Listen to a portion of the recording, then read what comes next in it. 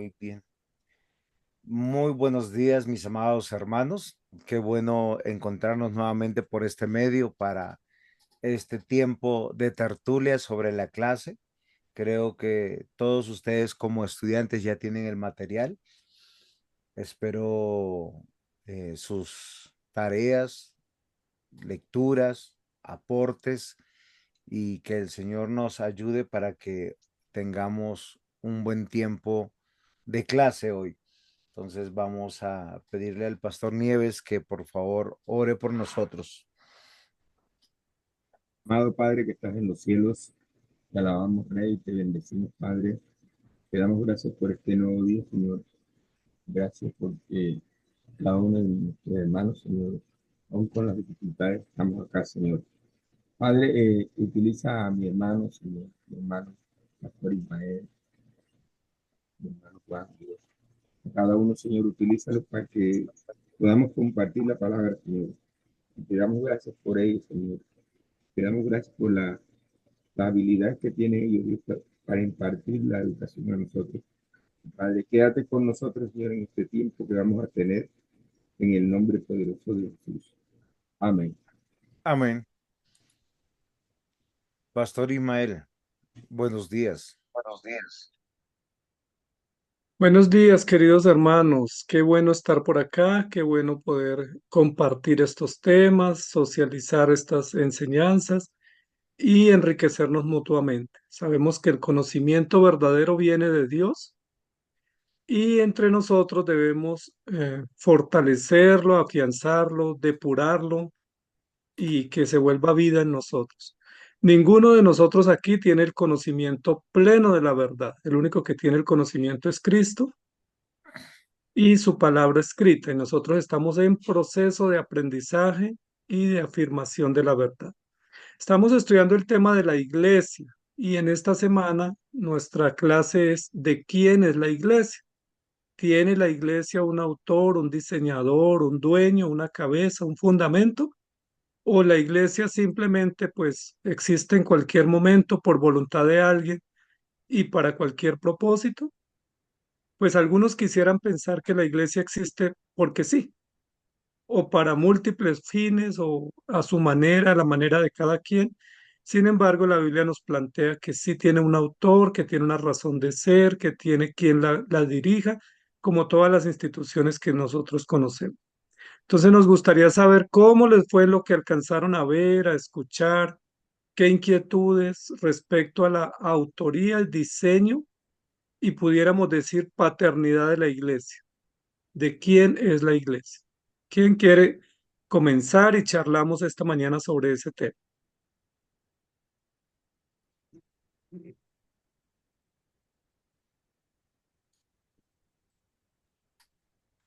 Sacamos papelitos, profe. No, pero, Carolina, bueno, Carolina. Carolina, ¿lograste ver la clase? Sí, claro que sí, pastor. De hecho, estuve pensando, porque estoy estudiando lo que es el quinto mandamiento, pero de repente pensé, no sé Sí. si igual y estoy pensando demasiado fuera de la caja, pero yo creo que en ocasiones cuando nos autodenominamos iglesia independiente, estamos como que barantando el quinto mandamiento, ¿no?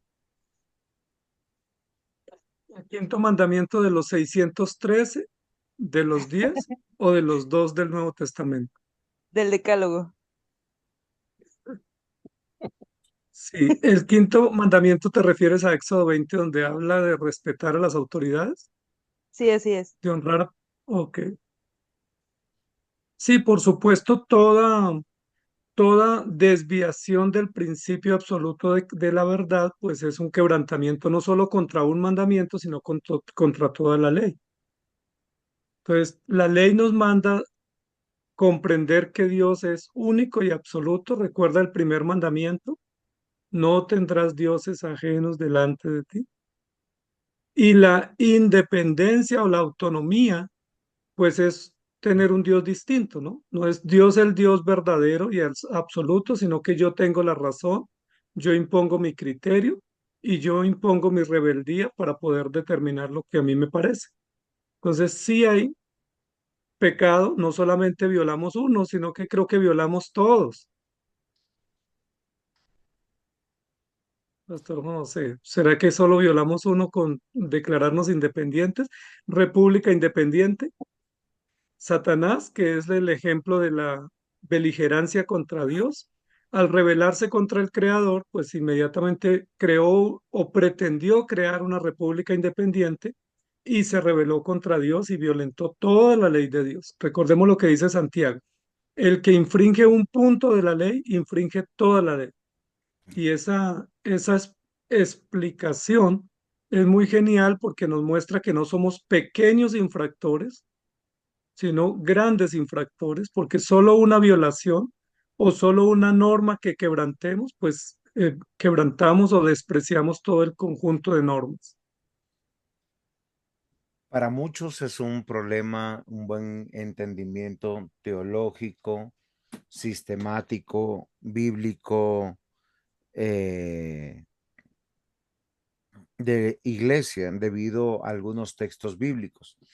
Encontramos el que nos narra la escritura diciendo Jesús: sobre esta roca edificaré mi iglesia, y hablando de Pedro y de Petros o Cefas. Otro de los textos que para nosotros puede ser de pronto hasta problemático en alguna medida es no solamente entender ese texto correctamente, sino la realidad de la narrativa del comienzo de una asamblea diferente, un poco desligada al Antiguo Testamento. Ahora, ¿por qué les digo esto? Para entrar en una introducción frente a la pregunta de nuestra hermana Carolina, porque nosotros por lo general vemos los 10 mandamientos desde una perspectiva meramente moralista y no integral como Dios ha planteado su palabra, como Él nos ha hecho considerar. Vamos a hacer un ejemplo. El séptimo mandamiento es: no adulterarás. Inmediatamente pensamos que el único o los únicos que pueden adulterar son los casados. ¿Por qué? Porque habla del matrimonio, pero todo el Antiguo Testamento, cuando se cita el adulterio, no es en ese contexto. Casi siempre es en el contexto de la contaminación de lo ordenado por Dios y lo demandado por Dios para su servicio, para el servicio a Dios, no solamente en el altar, sino en muchos aspectos de la ley. Asimismo, nosotros cuando entendemos el quinto mandamiento, dice que nosotros debemos honrar a nuestros padres y que nuestros hijos deberían entender esto, pero la amplitud o la profundidad del mandamiento tiene que ver con la sujeción a todo tipo de autoridad. De hecho, todos los seres humanos, todos, absolutamente todos, hemos nacido bajo autoridad. Y aunque Adán y Eva nacieron, o mejor, fueron creados ya adultos, ellos inmediatamente que son creados, se les dan órdenes para poder obedecer, sujetarse y expresar su unidad, comunión a su creador. De hecho, el término mayor que se encuentra en la escritura refiriéndonos a Dios es como Dios Padre, un Padre que sostiene, gobierna, provee, y nosotros vamos encontrando unos hilos conductores para poder entender los textos que nosotros queremos hablar de quién es el dueño de la iglesia, a quién le debemos su paternidad, a quién le debemos su creación. Entonces, cuando nosotros hablamos de independencia, siempre tenemos que tener en mente que esa es la gran tentación. Y seréis como dioses. El único que realmente es independiente es Dios, porque Él no se debe a nadie, es autosuficiente, autoexistente. Él es todos los autos que nosotros pudiéramos considerar. Entonces, cuando nosotros observamos las narrativas de que sobre esta piedra edificaré mi iglesia, al final la conclusión sabemos que la gran piedra angular es Cristo y Cristo es el que ha unido Antiguo y Nuevo Testamento. Es la misma preocupación que muchos tienen cuando leen Hebreos 8, cuando dice el texto o reza el texto de manera clara sobre un nuevo pacto, que era necesario un nuevo pacto. Entonces, olvidamos que el pacto referido o el nuevo pacto referido no tiene que ver con algo novedoso y diferente, sino con el pacto cumplido en Cristo Jesús. De hecho, Jesús en Lucas 22 dice, levantando la copa, que ya no habrá básicamente ninguna señal sangrienta, y él juramenta el inicio de una nueva era para el pueblo de Dios, para los hijos de Dios. Y cuando es esa nueva era, es enmarcado en signos, símbolos, sellos, señales, sacramentos que no tienen que ver con sangre. ¿Por qué? Porque toda la sangre suficiente, necesaria, fue derramada por él en la cruz del Calvario. Y él nos dice, venga, el pacto como lo conocían ya no va a seguir así, ahora va a seguir de esta manera, pero se sigue, nosotros vamos viendo la oficialización de el establecimiento del reino de Dios. Todos los evangelios nos dijeron, el reino de los cielos se ha acercado, el reino de Dios es como o se ha establecido, y en algunas traducciones se usan de manera paralela, en otras para profundizar algunos aspectos unos más que otros. Entonces, primero, no existe independencia de ninguna institución. Todas las instituciones están sujetas a Cristo. Nosotros debemos entender que el hogar, la iglesia y el Estado están sujetas a Cristo porque es la expresión del reino de Dios. De hecho, cuando nosotros miramos detenidamente el cuarto mandamiento, es una generalidad de la vida abarcante que se reduce a la expresión del día del Señor. Dice, acuérdate del día de reposo para santificarlo. 6 días trabajarás, harás toda tu obra. Y cuando nosotros consideramos la obra que tenemos que hacer, es de muchos, de hijos, de padres, de ciudadanos, de estudiantes, de trabajadores, pero el Evangelio nos muestra que todas esas actividades se deben hacer para Dios, no para el ser humano, entendiendo que hay que reservar un día o guardar un día para la adoración, que sería nuestro culto racional. Entonces, esto es interesante porque no solamente la iglesia es de Dios, todo en clase se cita Romanos 11:36, porque de Él, por Él y para Él sean todas las cosas. Y ahí nosotros empezamos a comprender y a entender que hay un creador, hay una paternidad, hay un diseñador. ¿Qué opinan ustedes? Quería comentar, complementar un poco al respecto, que es totalmente inapropiado pensar que hay independencia. ¿Por qué? Porque primero, cuando hablamos de independencia, estamos desconociendo la soberanía de Dios en cualquier aspecto de la vida. Y cuando hablamos de independencia, estamos también respaldando de alguna manera el concepto de la evolución, como que las cosas existen al azar, son casuales, yo las gestiono, yo las diseño, cuando la Biblia dice que todo ya fue determinado por Dios. O sea, la creación no podemos hacer alteraciones sin sufrir consecuencias, pequeñas alteraciones, porque la creación tiene un autor, un diseñador y un sustentador. Todo le pertenece a Dios. Las instituciones, como el pastor Juan José mencionaba, todas también tienen un origen, un autor y un sustentador. Entonces, pretender que yo gestiono mi vida a mi manera, pues además de ser rebeldía, también es intentar pretender decir que no hay un diseñador y que yo lo organizo a mi manera. Entonces, todo acto de independencia desde ese punto de vista es pecaminoso y es dañino.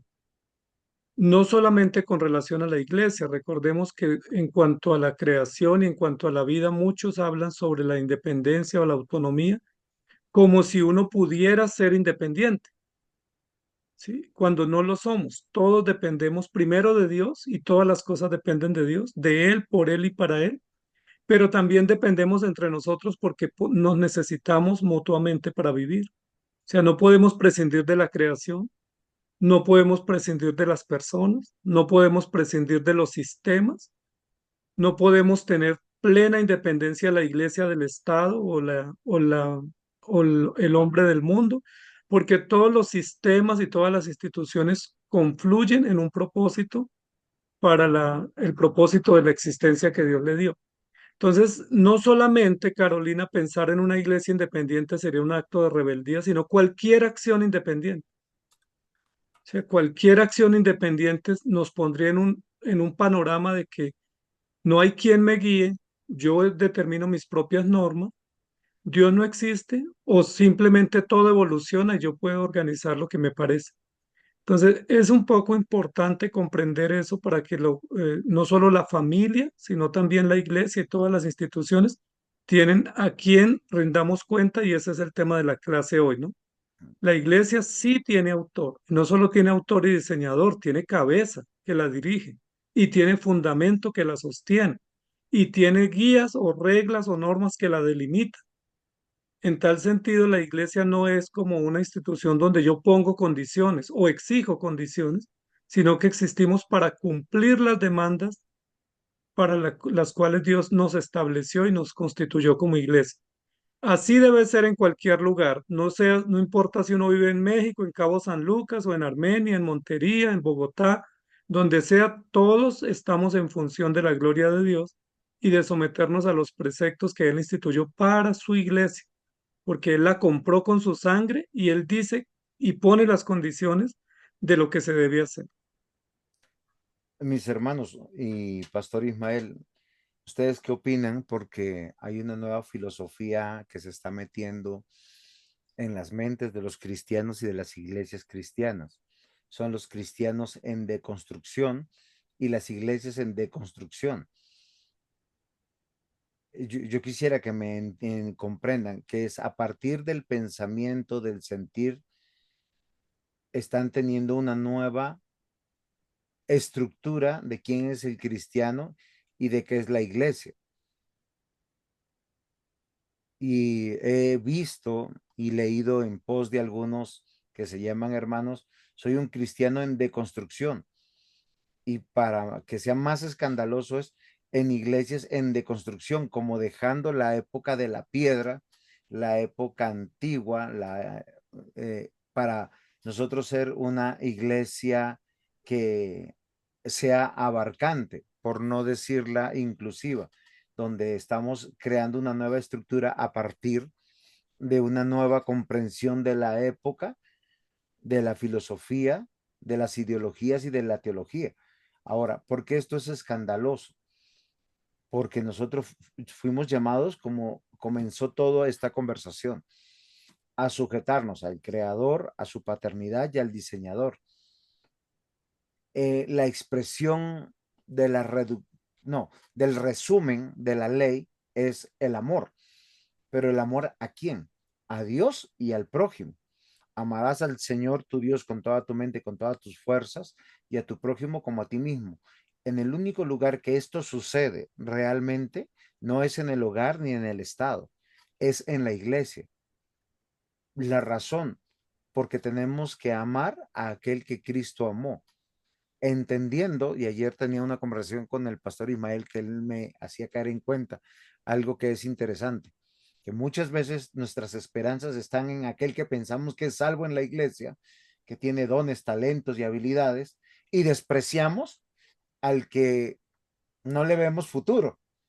Y a veces al que no le vemos futuro es el que Dios amó y está perseverando en él y lo está formando frente a aquellos que nuestros ojos están viendo. Gran problema para Samuel cuando estaba buscando entre los hijos de Eli, gran problema para el pueblo de Dios cuando quiso un rey.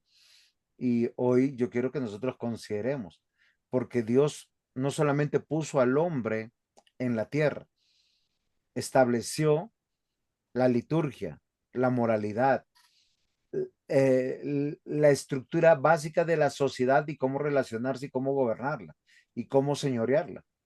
Lo único que tenemos que hacer es obedecerla. En pocas palabras, tradiciones y culturas también las puso Dios. Solo que nosotros tenemos que entenderla desde la perspectiva de que si nos encontramos en el antiguo pacto o en el nuevo pacto con relación a lo que Cristo demanda. Y es ahí donde nosotros tenemos que empezar a tener una buena comprensión de la iglesia para desvincularnos de esas ideas desconstructivistas. ¿Sería de esa manera? ¿Los puse a pensar o se cayeron como condoritos? Sí, hay que, una de las cosas, amados hermanos, que debemos comprender es que a nosotros nos preocupa mucho la amenaza que la iglesia pudiese sufrir mediante el pecado, o sea, como la acción cometida contra las normas de Dios, y obviamente es abominable, pero no es la peor amenaza para la iglesia. O sea, la peor amenaza para la iglesia no es que hayan personas que pequen dentro de la iglesia. La peor amenaza para la iglesia es que hayan conceptos errados sobre la verdad y que esos conceptos errados contra la verdad minen la iglesia o minen la unidad y la integridad de la iglesia. Cuando uno mira Génesis 3, cómo incursiona el mal dentro del pensamiento y la conciencia humana. Fíjese que es con un argumento y con una dialéctica, con una dialéctica contraria a la verdad, es decir, con que Dios os ha dicho. Fíjate que ahí uno diría, simplemente es mi pensamiento, es mi opinión, yo tengo derecho a opinar. Pero es que yo tengo derecho a opinar lo que Dios dice que debo opinar. Cuando opino distinto, estoy errando.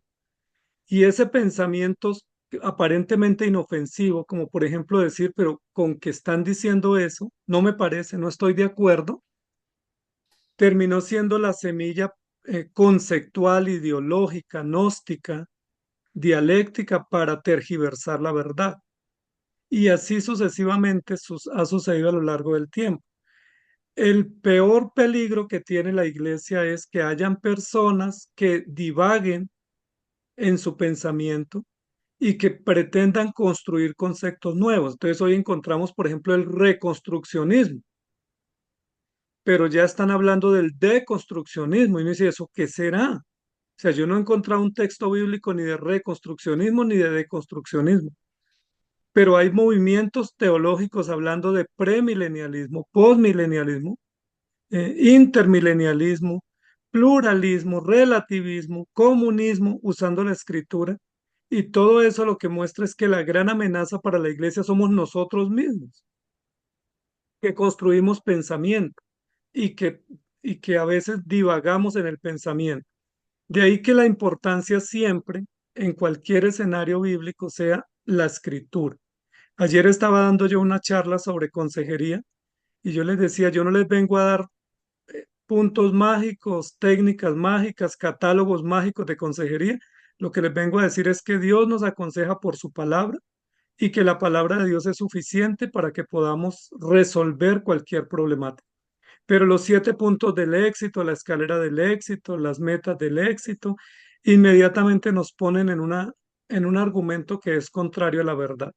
Entonces, toda esa dialéctica de pretender tener conceptos nuevos o novedosos o enseñanzas modernas, pues nos sacan de la verdad porque el Evangelio es el mismo de siempre y tenemos un Dios que es inmutable y una verdad que no cambia. Y de hecho la iglesia está sobre la roca. Ese concepto es muy interesante, no está sobre un cristal, no está sobre un plástico, no está sobre una arena movediza, no está sobre el mar, no, está sobre la roca inconmovible. Y si estamos sobre la roca, pues no podemos deconstruirnos, ni podemos reconstruirnos, porque ya la iglesia está ahí, existe y tiene fundamento, y lo único que se demanda es que seamos hallados fieles como creyentes y como congregación. Y yo creo que hoy en día el valor más apreciado en la iglesia, que no debiera ser el más, es que la iglesia se mantenga fiel, porque hoy en día estamos tan bombardeados por cantidad de conceptos que incluso una palabra, una pequeña raíz etimológica puede hacer que la iglesia se desvíe, so pretexto de que está en la verdad cuando realmente está desviada en sus propias elucubraciones o sueños o imaginaciones. Entonces, pastor, no creo que nos debamos de construir, que sería como dejar de ser o perder la esencia y la naturaleza para implementar una nueva esencia, que sería como un proceso de metamorfosis, de decir que lo que fuimos ya no somos y que ahora nos deshacemos para volvernos a hacer. Es igual como ese concepto de desaprender. Yo no sé de dónde salió, pero eso es parte de la dialéctica pedagógica, que hay que desaprender para aprender. La Biblia no dice en ninguna parte, ni hay procesos pedagógicos serios que indiquen que uno desaprenda. O sea, ¿cómo se desaprende? Simplemente se aprende. No se puede desaprender.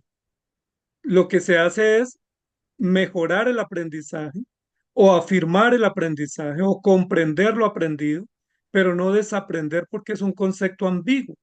Es como deshumanizarse. Pues uno es humano y es humano, no se deshumaniza. Hay prácticas que son crueles, pero no son inhumanas o deshumanas, porque simplemente los que somos seres humanos lo somos todo el tiempo que existimos. Entonces, esa dialéctica es un poco de cuidado, hay que tener cuidado con esas páginas que visitamos para que no se nos deconstruya. Hermana Michelle. Referente a desaprender, pues obviamente lo que a veces que pase por amnesia, lo que uno aprendió se quedó.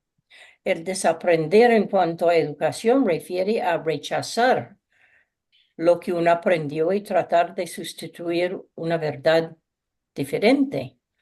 Y de pronto la deconstrucción de la iglesia sería en el mismo sentido. Tratar de deshacer lo que aprendió sobre principios de autoridad, verdad, eh, servicio, mandato, y tratar tratar de suplirlo o sustituirlo con otros conceptos. He visto en iglesias, sobre todo iglesias congregacionales que no tienen autoridad sobre autoridad para ayudar a orientar. Qué pena, soy presbiteriana. Pero he visto iglesias que se olvida el pastor que ese es un mayordomo encargado de esa grey o esa porción de la iglesia en la tierra. Y en vez de ser mayordomo, quiere ser mayordueño. O sea, Monovispal. es mía la iglesia. Lo que yo digo, lo que yo hago, como lo digo, y claro, eso tergiversa. En fin de cuentas, es el primer pecado, tergiversar la verdad, presentarla en una manera que lleva a confusión. Pero administrativamente, la iglesia es frágil. Administrativamente en la tierra la iglesia es frágil porque los seres humanos somos frágiles. A menos que se hace a cada ratico, esta iglesia es de Dios, su cabeza es Cristo, la visión es Cristo, la misión ha dado por Cristo. Empieza a resquebrajarse por pedacitos chiquiticos. El mayor Mi ejemplo de querida lo que hermana, dice. mi querida hermana Michelle, yo comprendo los conceptos en el sentido etimológico y semántico.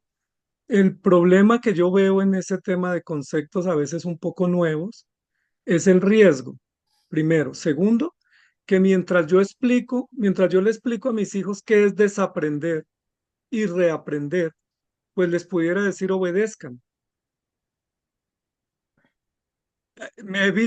Yo gastaría una semana explicándoles qué es desaprender y un momento para decirles simplemente esto es lo que hay que obedecer. Porque lo que desaprendemos sería lo que desobedecemos. Entonces, mire, Carolina, hay que obedecer el día del Señor. Punto. no desaprenda para reaprender, para deconstruirse, para reconstruirse, porque a veces ese juego de términos termina jugándonos en contra porque nos dispersamos en argumentos que nos distraen. Lo mismo como ayer le hablaba yo, creo que el pastor José le decía, ¿qué tal nosotros dando conferencias sobre ideología de género? ¿Y de dónde surgieron los 260 tipos de género? Simplemente vamos a Génesis y decimos que Dios creó hombre y mujer y que eso se mantiene porque biológicamente lo ha aceptado. Pastor Juan José, perdóname que le interrumpí. Tranquilo, pastor. Es que la deconstrucción o el problema de las filosofías humanas es que nacen en la mente del hombre y él restablece cuál es el orden. Yo entiendo y estoy totalmente de acuerdo con su merced, que yo no le puedo decir a mi hijo, argumentarle por qué no tiene que hacer ciertas cosas cuando sencillamente tiene que obedecer lo que es claro. Y ese es el problema de la de construcción en cualquier ámbito personal o eclesiológico. Dense cuenta que para muchos le es muy difícil el abrirse a la idea. La iglesia no nació en Pentecostés. La iglesia es el grupo de personas añadidas por Dios por gracia. ¿Desde cuándo? Desde el primero que está lo más seguro inscrito en el libro de la vida, hasta el último. Que hay momentos diferentes, liturgias diferentes, épocas diferentes, tecnologías diferentes. El desarrollo de la historia es interesantísimo, pero entonces nosotros estamos a veces pensando en la deconstrucción y el pastor Ismael tocó el otro tema que tiene que ver con el reconstructivismo, si no me equivoco, esa es la palabra correcta, pastor Ismael. Reconstruccionismo. Reconstruccionismo, porque es un poco más abarcante en el sentido no solamente religioso y litúrgico, sino abarca el tema de la sociedad y del hogar. Sin embargo, aunque todo esto suena muy bonito, uno de los grandes errores es que parte de la premisa del entendimiento del ser humano. Y la hermana Michelle nos dijo, claro, un problema de nuestras iglesias no solamente es administrativo, mi hermana, es en todo lo que nosotros querramos comprender, cuando lo que sencillamente tenemos que hacer es obedecer. De hecho, el Señor Jesús dijo, en esto conoceréis que son mis discípulos, en que os améis los unos a los otros, pero también en que me obedezcáis. Si ustedes me aman, me obedecen. No, no hay otra manera. Yo no puedo decir que aprecio al pastor Ismael como consejero, como hermano, si no medito y no entiendo que el consejo de él que me está dando, primero tiene que venir de Dios y a través de la palabra, pero que lo está haciendo porque me ama y yo simplemente tengo que obedecer. Lo que le puede pasar a cualquier subordinado que está bajo autoridad. Pero cuando usted está en autoridad, ama al hermano cuando lo instruye y le dice, esto es lo que dice Dios y esto es lo que hay que obedecer. Tal como comenzó la conferencia del pastor Imael diciendo, mis hermanos, yo vengo a decirle que obedezcan a Dios, no que me escuchen a mí. Y eso es interesante para nosotros. ¿Y la razón cuál es? Es que la iglesia es de Dios. El propósito de la asamblea reunida, y solo pueden pensar, si nosotros meditamos, ¿cuál es el primer grupo de personas narrado en la escritura? Génesis capítulo 1, está Adán y Eva. Génesis capítulo 2, día del Señor. El Señor terminó todo y convocó a Adán y a Eva a que arranquen su trabajo haciendo una tarea de no hacer nada, contemplando todo lo que Dios ha hecho porque la gloria es de Dios. Y de ahí nosotros tenemos que considerar. La siguiente reunión está en Génesis 5, una genealogía de los salvos, pero no olviden, hay otra genealogía que está antes de Génesis 5, la de Génesis 4, donde ellos son descendientes de Caín, tienen otro padre, no tienen la descendencia de la salvación o la asamblea legítima. Luego nosotros vamos a poder observar a lo largo de Génesis varias genealogías como asambleas oficiantes, Y uno dice, pero mire, acá hay otra asamblea, congregaciones santas.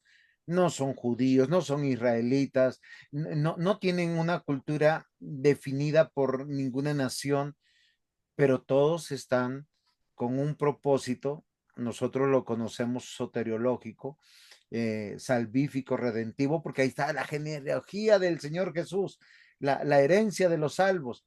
Pero es que es más que eso, mis hermanos. Es que hasta Moisés son 3000 años. Y de Moisés a los días del Señor Jesús son un poco más de 1000 años, pero sigue siendo ese remanente de todos los escogidos de Dios. Y a veces olvidamos eso.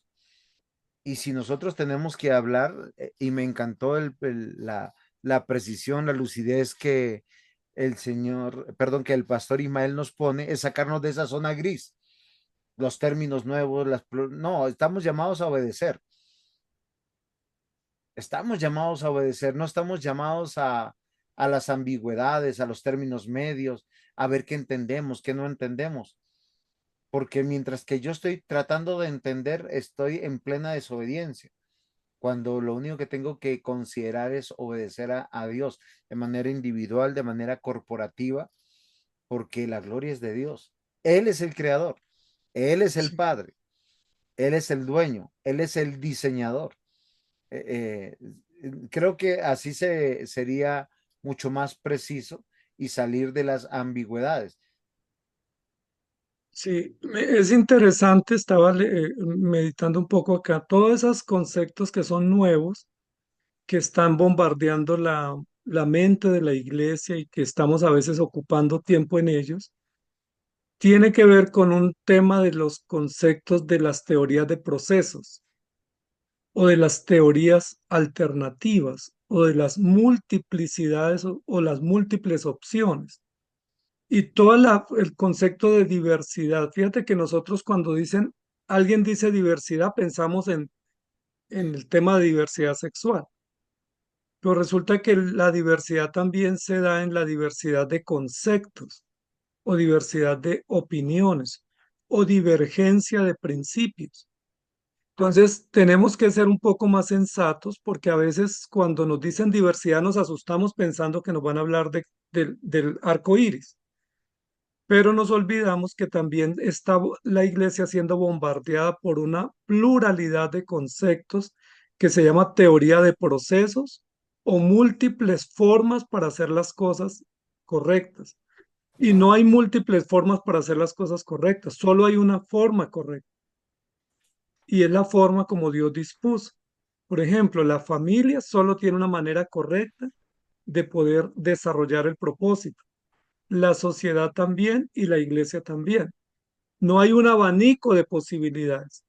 Entonces, el concepto, los conceptos nuevos en cuanto a lo que nos parece opcional, es como hay muchos caminos. Recuerden que siempre nos dijeron que todos los caminos conducen a Roma. Entonces, como que la forma que tú hagas no importa, lo importante es que logre tu objetivo. O lo importante es que logres el fin sin importar los medios, que es la vieja teoría. Entonces, hoy en día nos dicen simplemente, hay muchos procesos y adecúese al que más le funcione, pero lo importante es que usted se enfoque en lo que quiere. Y no hay muchas maneras, la Biblia dice que solo hay una manera y esa manera está determinada por la escritura. Si la iglesia no vive para la gloria de Dios y no procura someterse a las normas de Dios, pues no es iglesia bíblica. Puede ser club, puede ser grupo de amigos, puede ser una sociedad humana, puede ser eh, un centro de entretenimiento, pero no es una iglesia verdadera. Y todos los que estamos aquí tenemos que revisarnos esa a la luz de la norma que Dios estableció, porque ¿para qué existe la iglesia? ¿De quién es? ¿Qué es la iglesia? La semana pasada dijimos 5 cosas que son que la iglesia debe ser. Y si eso no es la iglesia en la cual nosotros estamos, debemos revisar. Si la iglesia no es el cuerpo de Cristo, no es la labranza de Dios, no es el templo, no es el edificio santo, pues tendríamos que revisar, porque si lo que priman son negocios, milagros, entretención, pues tendríamos que revisar porque le pusimos el rótulo de iglesia, pero es un centro de negocios, o es un centro de emociones, o es un centro de terapias o de aeróbicos. Hoy estamos diciendo la iglesia tiene dueño. ¿Quién es el dueño de la iglesia? Pues no es el presbiterio, ni es la denominación. No, la iglesia, aunque tenga el nombre de una organización porque debemos registrarnos ante el Estado, pues la función de la iglesia es honrar a su cabeza que es Cristo. Hay un papa en la iglesia, hay un obispo en la iglesia, hay un mayordueño, como dijo la hermana, en la iglesia, o es Cristo el dueño. Si es Cristo, pues estemos contentos, pero si es un capataz, esta semana hablaba con un pastor y me decía, tenemos un presbiterio, pero ese presbiterio es solo de nombre. Decía, porque aquí se hace lo que dice el jefe y hay mucha corrupción y mucho abuso de poder. Entonces yo le decía, pero eso no es un presbiterio, porque el presbiterio busca siempre a cumplir o someterse a los principios de la verdad. Si hay un capataz, pues eso no es correcto, porque la iglesia debe tener un crecimiento sano. Entonces, si nuestra iglesia no está gobernada por la palabra, por la verdad de Cristo, no estamos en la unidad correcta, pues tenemos que revisar y ese es el llamado. No podemos decir, no, es que nuestra iglesia es distinta. Bueno, si es distinta, la verdad no es iglesia. Si no se somete a la cabeza, no es una iglesia verdadera. Y ahí sí toca deconstruirla o derribarla, mi querido pastor Juan José. Hay que escuchar a nuestros estudiantes a ver qué nos dicen, que si lo que hemos conversado y lo que hemos aportado están de acuerdo, pueden estar en desacuerdo, no se preocupen, necesitamos argumentar.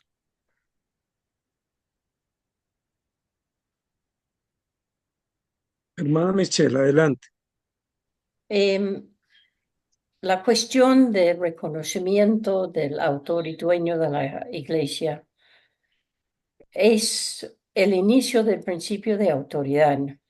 Soy amante del, por lo menos la primera parte de Watchman Nee, pero cuando los líderes, o sea, junta, consistorio, sé lo que quiere llamar su grupo de líderes en la cuestión terrenal. Cuando los líderes olviden ese principio de autoridad y pretenden haber pugnas o tergiversaciones de esa autoridad a favor o en contra de X o Y persona, eh, entonces se les cae en ellos la cuestión de autoridad, que es concedida y no asumida. Que hay personas en nuestras organizaciones que asumen porque yo soy el más académicamente formado o el más prudente o de la familia que fundó este grupo o el que tiene la voz más gruesa. eh, Asumo autoridad y se olviden que la autoridad no es asumida, sino concedida.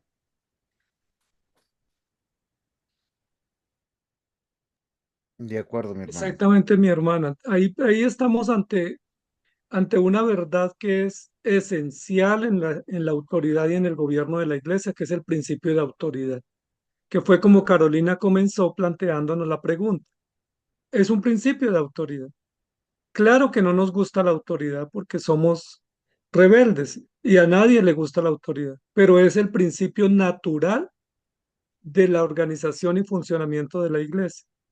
Y es una autoridad que viene de parte de Dios y se conoce ampliamente por la escritura. Entonces, si no respetamos ese principio de autoridad, ahí ya comenzamos mal, ¿no? Por ejemplo, cuando uno dice, vamos a hacer una iglesia a nuestro interés, ya no estamos respetando. Y que esa autoridad pues es dada por Dios y quienes están al frente, llámense pastores, ancianos, presbíteros, directivos, pues deben de someterse a la autoridad que Cristo les da y no ejercer su propia autoridad.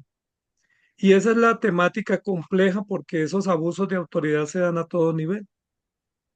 Entonces, cuando decimos que la iglesia tiene cabeza, inmediatamente ese concepto no nos gusta. Cierto, hermanas, que es muy complicado cuando en la iglesia se habla de que la mujer está sumisa a la esposa. Inmediatamente las hermanas, eso hacen unos sonidos, hacen muecas, porque les incomoda, pero igual la Biblia dice que el varón está sujeto a Cristo, que la iglesia está sujeta a Cristo, y gracias a Dios por ese orden que nos dio. O sea, aunque nos incomoda, es lo que debemos trabajar porque es la manera como Dios nos gobierna. Entonces, sí, yo creo que aquí el tema de la eclesiología parte en este tema sobre por comprender que tenemos una cabeza. O sea, no la tenemos que buscar, no nos la tenemos que inventar, simplemente la iglesia tiene una cabeza suprema y nos tenemos que rendir a él. A todos, de todos los idiomas y culturas, tenemos que rendirnos a esa misma cabeza que es Cristo. Pastor Urquijo, Pastor Nieves, no, queremos escuchar sus aportes, si están por ahí.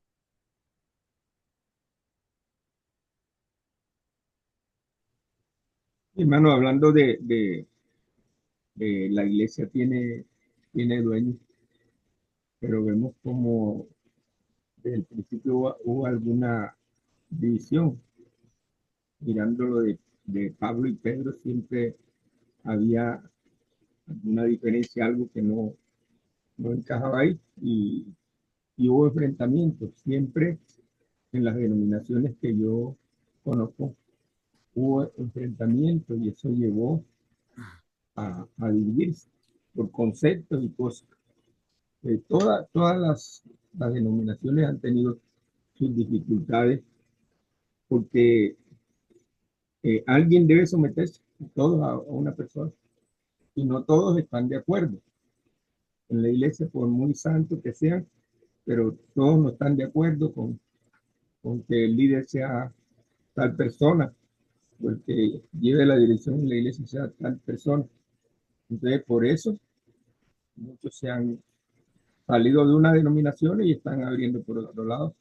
Y por eso hay iglesias donde los líderes son mujeres y hombres. Y ayer que estaba estudiando una de Mesías espirituales me dijo, pero pastor, aquí en este módulo dice que las mujeres no pueden ser pastoras, que las mujeres no pueden estar en el liderazgo.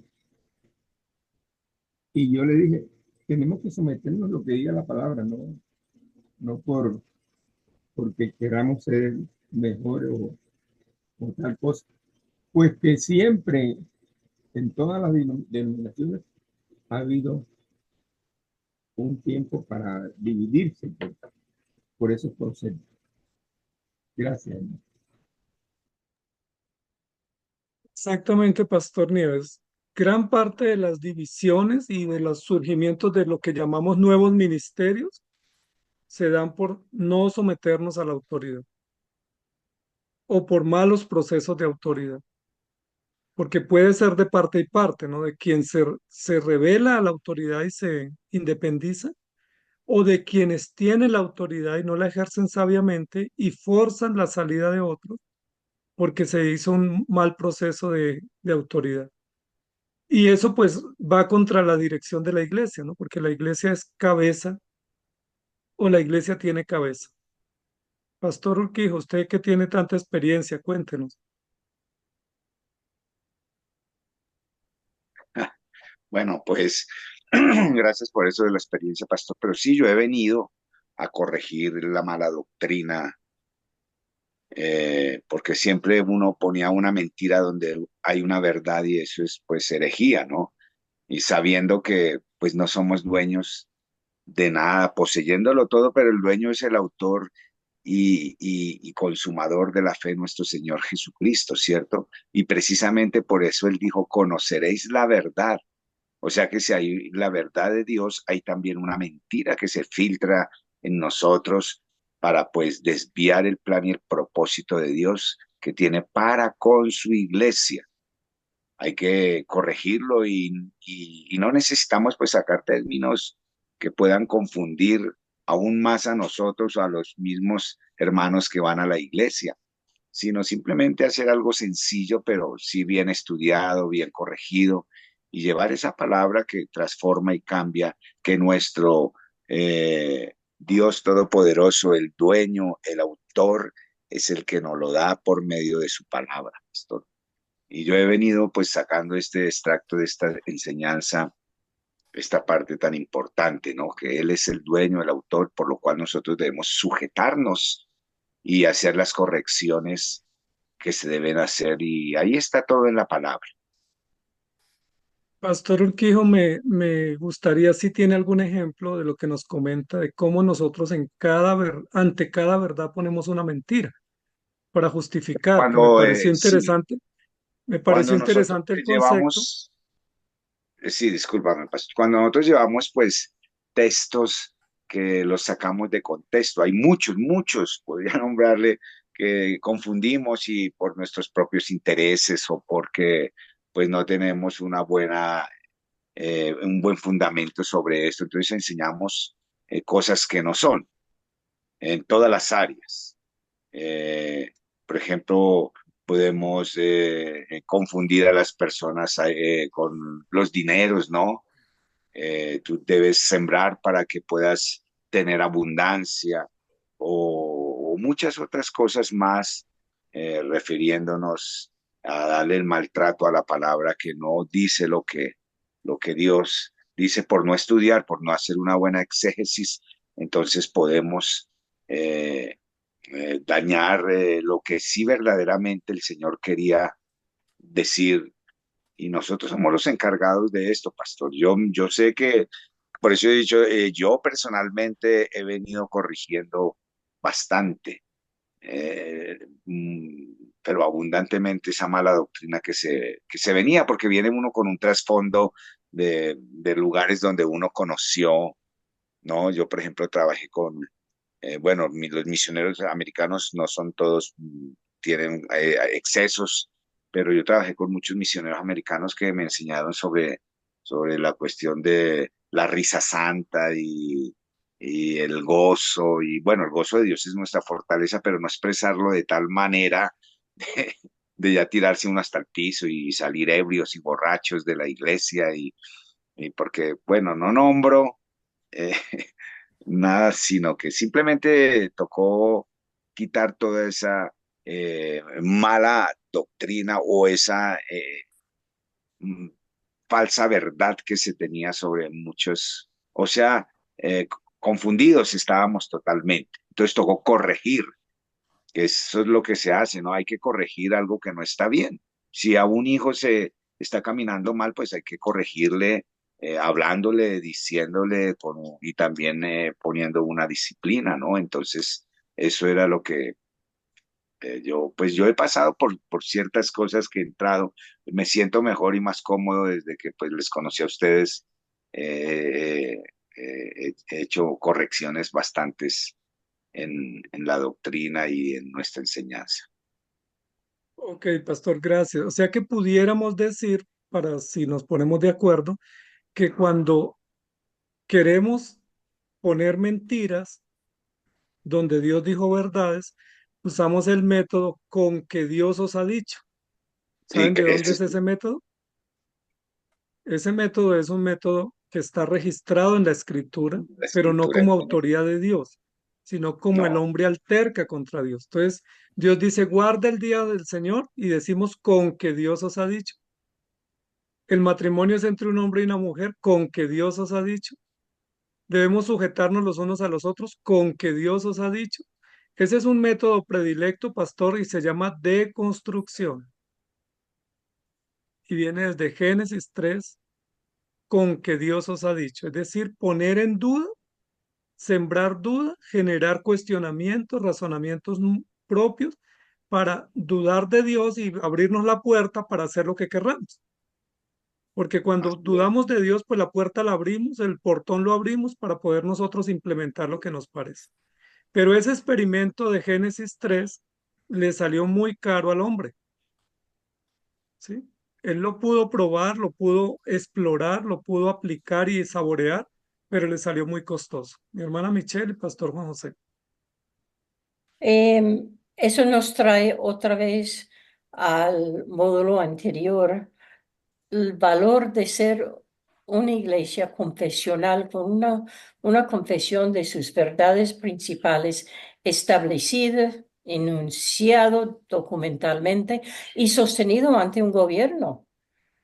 Veo que iglesias que se limitan a tener estatutos para cumplir lo del gobierno, no sé, personalmente yo sé que mi grupo de iglesia estableció totalmente su confesionalidad, su confesión de fe y su constitución ante el Ministerio de Interior para que no fuera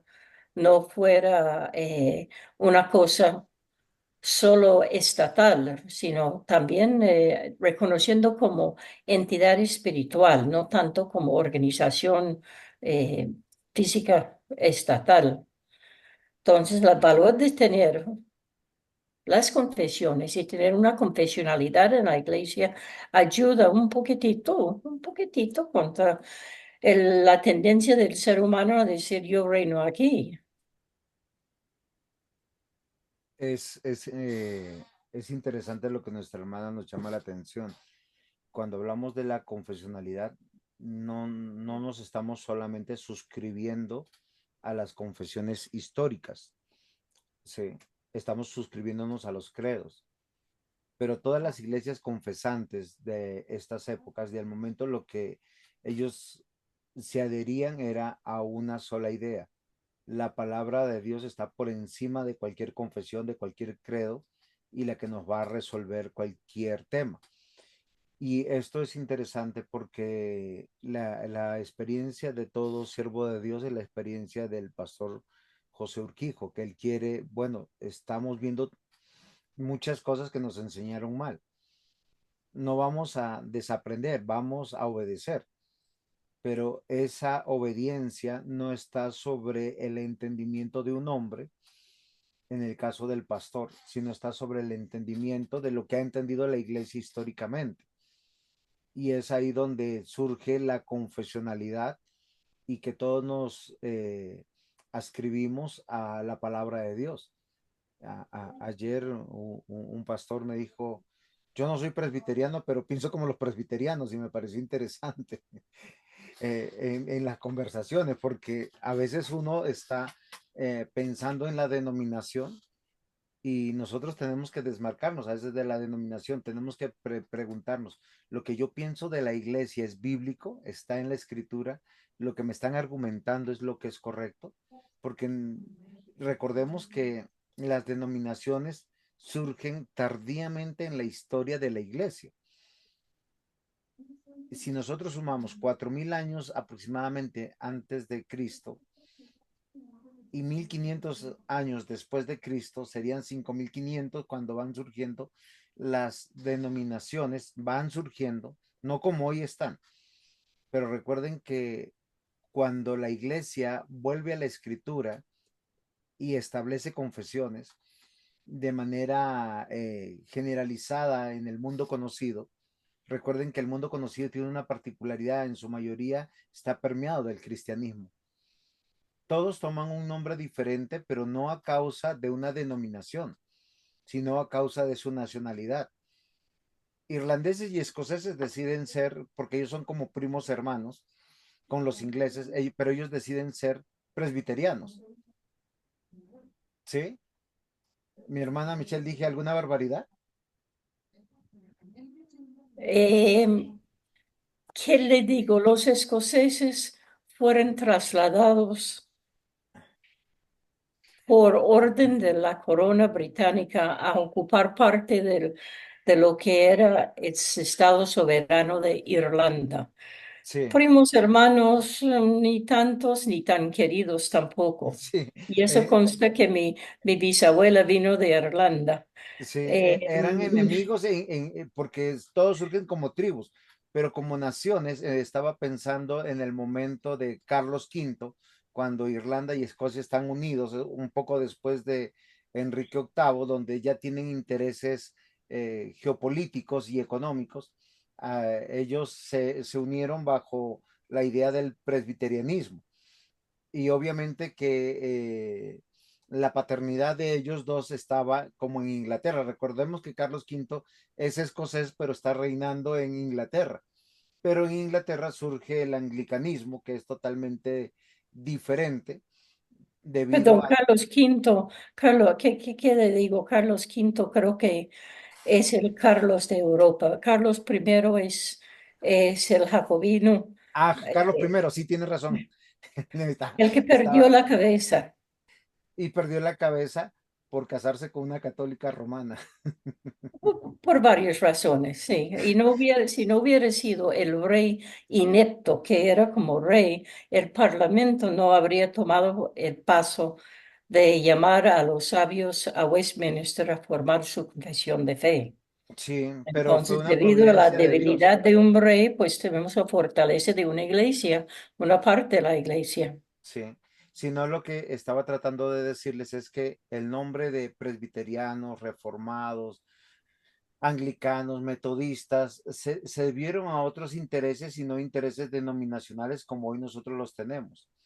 No. Hoy hablamos de denominaciones debido a la formación jurisprudencial de nuestras sociedades y una necesidad de una personería jurídica, una responsabilidad frente al Estado.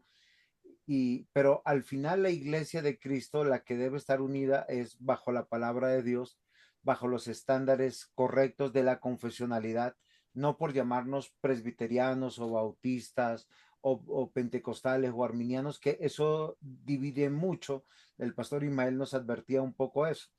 Entonces, algo que es interesante es que nosotros tenemos que considerar, y usted nos dijo en un principio, toda esta parte administrativa es débil porque los seres humanos somos débiles.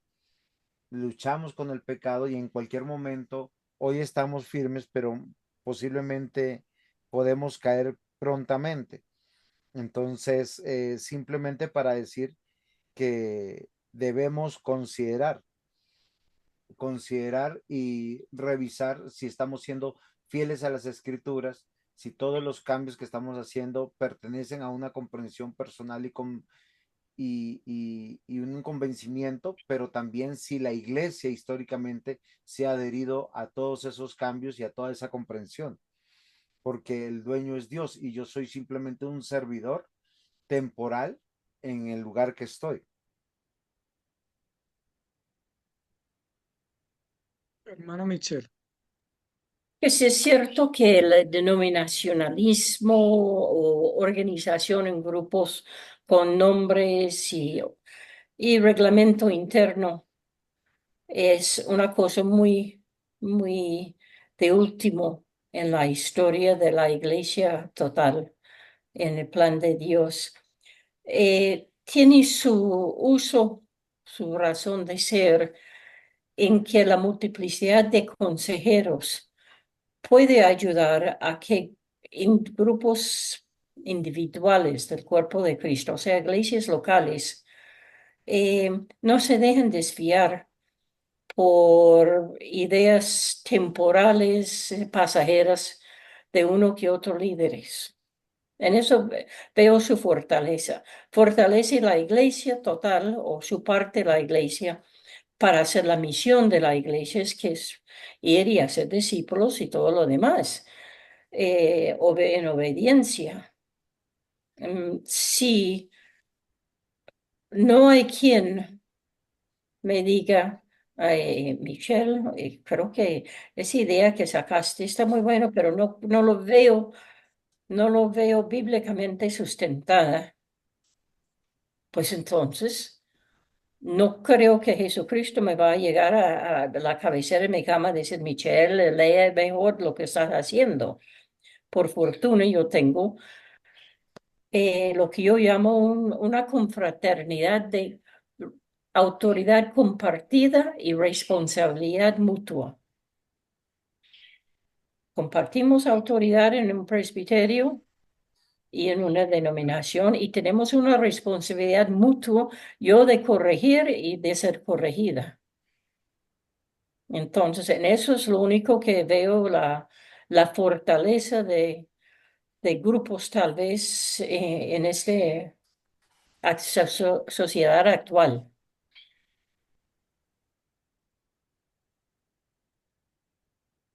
Estamos de acuerdo, mis hermanos. Ya estamos terminando, Pastor Juan José.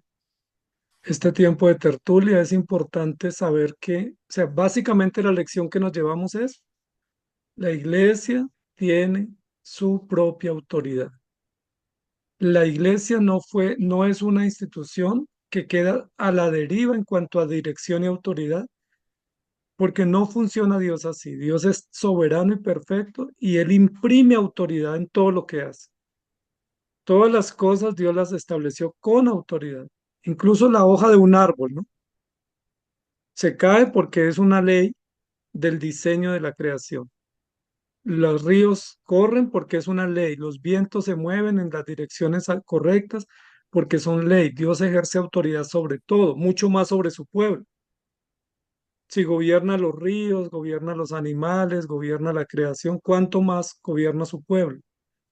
Entonces la iglesia no está a la deriva, nosotros no estamos acéfalos, tenemos una cabeza y es una cabeza sabia, perfecta, eficaz y que no comete locuras como nosotros.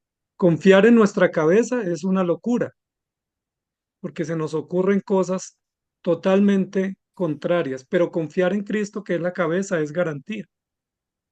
Y ese es el llamado que tenemos hoy, a que como iglesias y como miembros de la iglesia valoremos esa dirección que Dios nos da por su palabra y que tenemos a través de nuestros líderes también, que fueron puestos sabiamente para gobernarnos y que avancemos en esa dirección de someternos a la autoridad y deleitarnos en Cristo.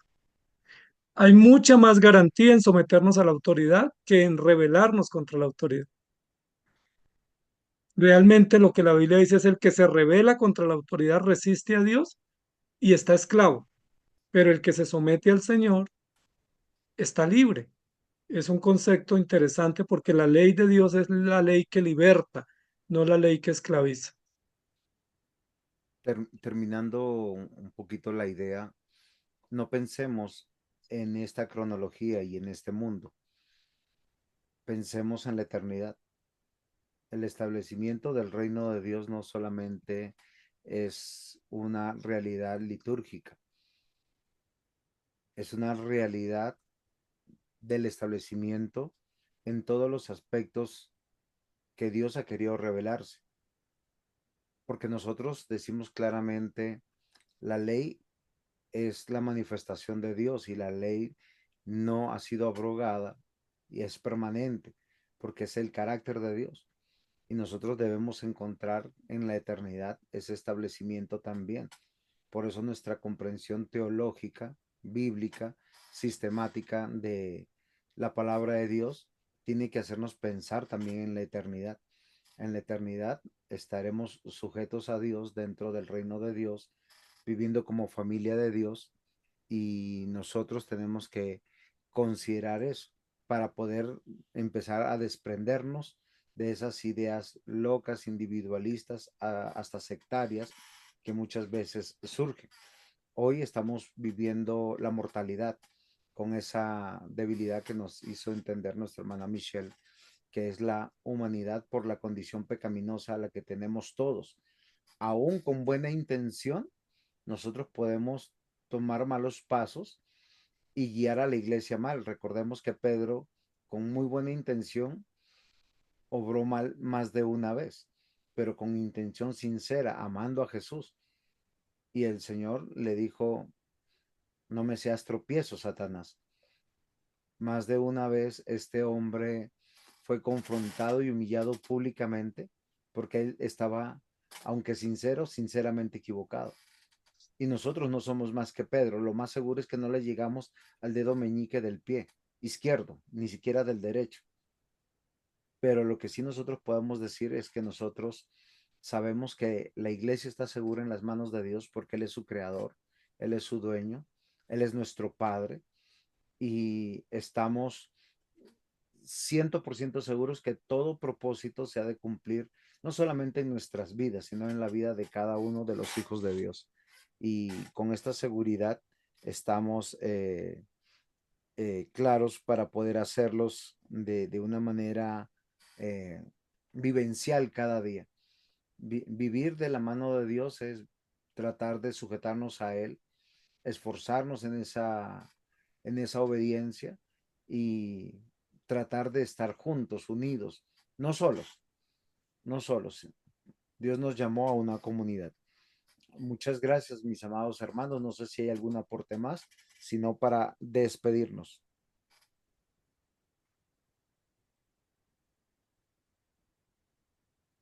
Pastor, yo creería que la Biblia habla mucho de la unidad y nosotros somos muy románticos hablando de la unidad, porque hablamos de la unidad como una cosa natural que surge y resulta que la unidad es el proceso de someternos a la autoridad.